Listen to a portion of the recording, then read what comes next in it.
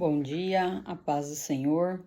Vou ler aqui no capítulo 20 de Mateus, quando Jesus ensina aqui a parábola dos trabalhadores na vinha, né? Que é quando o Senhor, ele pega as pessoas que trabalham para ele, e os que começam no início da manhã, daí uns que começam um pouco mais tarde, e outros que vão começar mais praticamente depois do almoço ali, né? Mais ou menos que a gente lê aqui nesse contexto do capítulo 20, a gente vai entender mais ou menos que seria dessa forma. E no fim do dia, né, quando ele vai fazer o pagamento ali das pessoas que trabalhou para ele paga de igual forma, né? Ele tinha combinado ali um dinheiro, né? E ele dá para essas pessoas que também vieram trabalhar um pouco mais tarde. E daí os que estavam lá desde a manhã vai e começa a questionar, porque eles trabalharam desde o início da manhã, então, e aqueles que chegaram mais tarde, vaga receber o mesmo tanto, e eles acharam que então eles iriam receber um pouco mais, por eles já estarem ali há mais tempo, né, fazendo aquele trabalho. Aí aqui no versículo 14 do capítulo 20 de Mateus, ele diz assim: toma o que é teu, retira-te, e eu quero dar a esse dinheiro tanto como a ti. E não me é lícito fazer o que eu quiser do que é meu? Ou é mal ao teu olho, porque eu sou bom? Então, tipo assim, o dinheiro era do dono da terra lá, né? De quem tinha contratado essas pessoas para trabalhar. E o valor que ele tinha combinado com aqueles trabalhadores, mesmo que começou de manhã, era aquele valor. E, tipo assim, ele não deixou de pagar aquelas pessoas, ele pagou o que ele tinha combinado com aquelas pessoas. E o fato dele ter tido essa atitude de pagar o mesmo valor para aqueles que começou mais tarde, que foi onde esses que estavam lá desde manhã que não concordou muito bem. Então ele pega e fala, né, que o dinheiro é dele, ele fala o que ele quiser, mais ou menos seria isso. No versículo 16, assim os derradeiros serão os primeiros, e os primeiros os derradeiros, porque muitos são chamados e poucos são escolhidos. Aqui a gente volta na explicação do capítulo 19, né? Porque, tipo assim, o que tá ensinando para nós aqui nessa parábola? A palavra me fugiu. O que tá ensinando nessa parábola? Que não depende do tempo, e sim da energia que você envolveu naquilo ali. Quando Jesus fala lá que os 12 discípulos vão estar no trono para poder julgar, né, as 12 tribos, né, que somos nós, o que acontece? Ele, ali nesse julgamento, vai depender daquele que dedicou mais tempo. Às vezes fala, mas eu trabalhei 50 anos na obra. Outro eu trabalhei 5 anos. Outro eu trabalhei desde que eu nasci. Mas o que Deus está analisando não é o tempo. Até porque o tempo de Deus é diferente do nosso. Tá vendo aquilo que foi a energia que você investiu naquilo ali.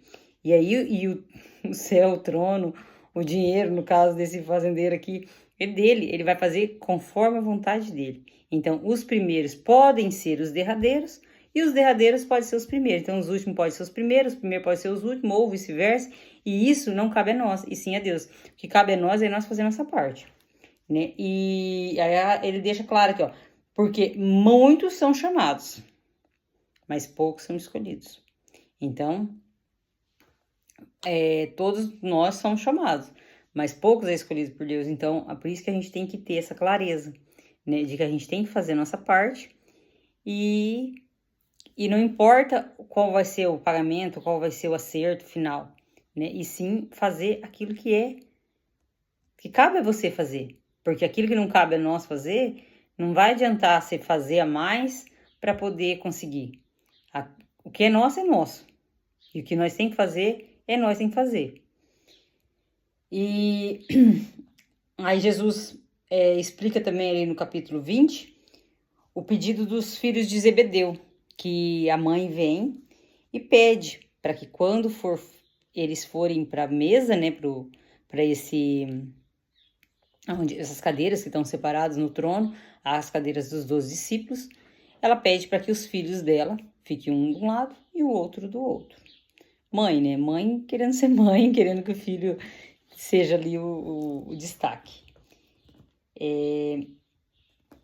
Daí aqui, ó, a gente vamos ler aqui a partir do versículo 19 do capítulo 20. E então os gentios, e entregarão, né, Jesus está falando ali, e entregarão os gentios para que deles escarneçam e açoite e crucifiquem, e ao terceiro dia ressuscitará, né? No versículo 20, que é a hora que a mãe se aproxima, né? A mãe dos filhos de Zebedeu se aproxima com os seus filhos, adoram e fazem um pedido. E ela fez ali o pedido. No versículo 21, e disse-lhe, que queres? Né? Respondendo, dize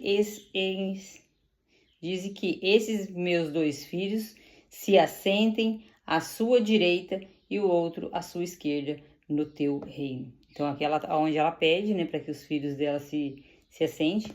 Aí Jesus, porém, respondendo, disse: não sabeis o que pedis, pois vós beber o cálice e que eu hei de beber, e ser batizado com o batismo que eu sou batizado. Dizem-lhe eles: podemos, né, que eles podem beber do cálice, pode ser batizado como ele foi. E disse-lhes ele: na verdade, bebereis o meu cálice e sereis batizado com o batismo que eu sou batizado, mas ou assentareis-se à minha direita e à minha esquerda, e não me pertencerá lá, mas é para aqueles que o meu Pai tem preparado. Então, tipo assim, você pode beber do meu cálice, você pode ser batizado, mas quem que determina quem que vai sentar na direita e na esquerda, né? Lá não é Jesus. Quem determina quem vai sentar é Deus, que é o nosso Pai, né? É Ele que manda. E daí no versículo 24, e quando os 10 ouviram, né? 2 falou isso, né? São em 12. Os outros 10 ouviram isso, indignaram-se contra os 2 irmãos. Eles falaram: mas vocês estão achando o quê, né? Nós estamos todo mundo aqui junto e agora vocês ainda querem chegar e, como diz o ditado popular hoje, sentar na janelinha, né? Quer sentar perto, quer estar, né? Daí Jesus ali responde. Então Jesus, chamando-os para junto de si, disse: bem sabeis que pelos príncipes dos gentios são estes dominados, e que os grandes exercem autoridade sobre eles.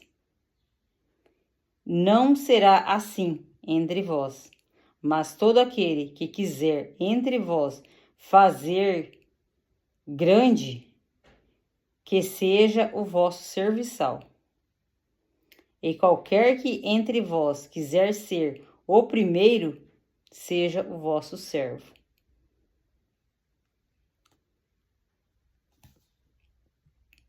Daí no versículo 28, bem como o Filho do Homem não veio para ser servido, mas para servir, para dar a vida em resgate de muitos.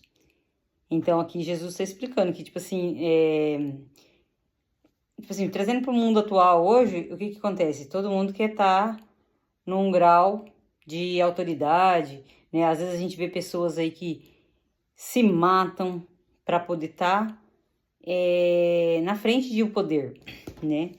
A gente vê isso, uma clareza muito grande, assim, né? De uma forma mais pública que a gente consegue ver, é na questão da política, né?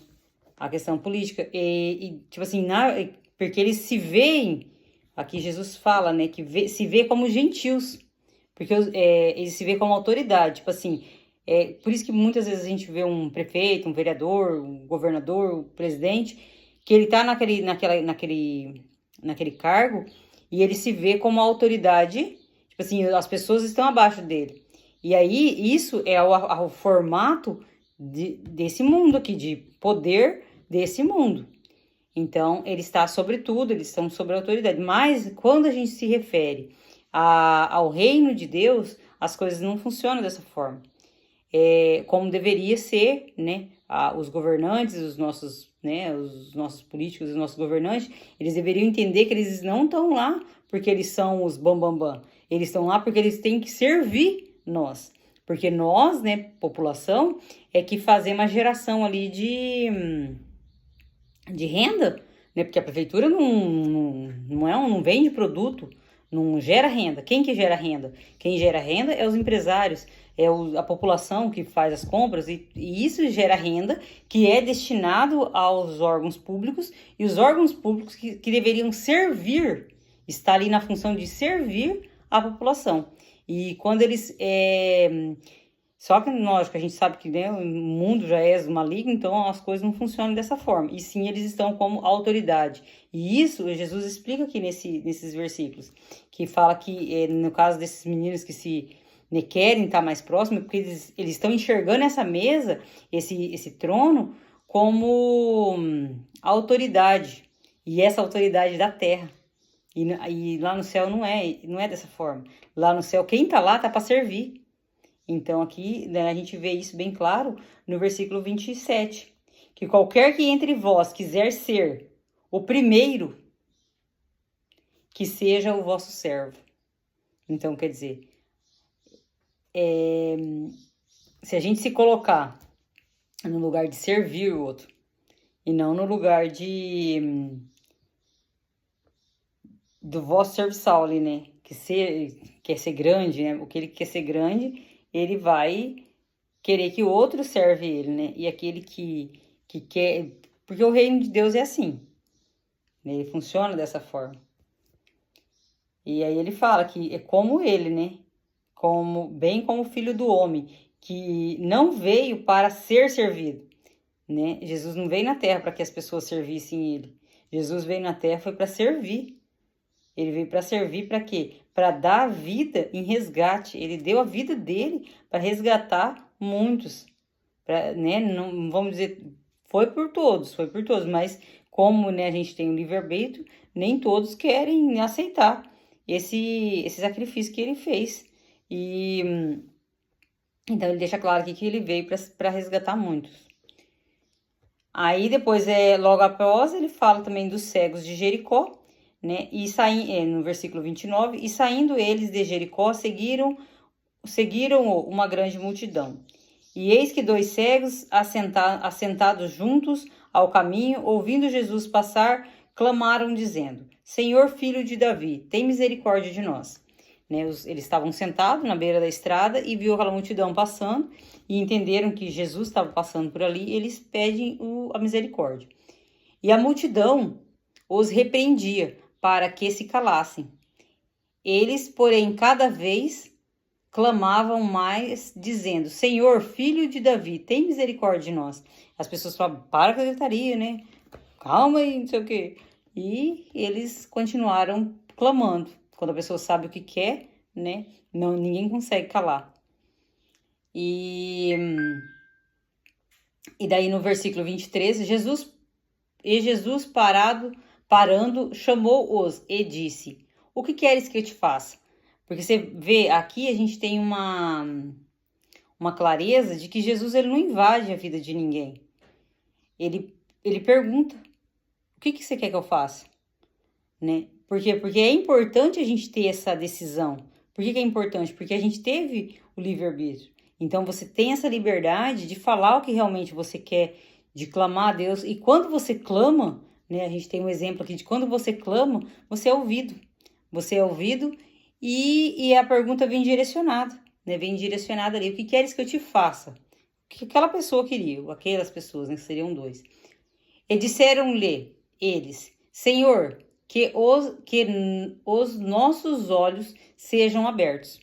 Né? Eles eram cegos, eles queriam enxergar. Quando a gente vê essa questão aqui dos olhos abertos, tem 2 analogias que a gente pode fazer. Sim, cego, né, uma deficiência visual. E a gente pode também entender a cegueira espiritual.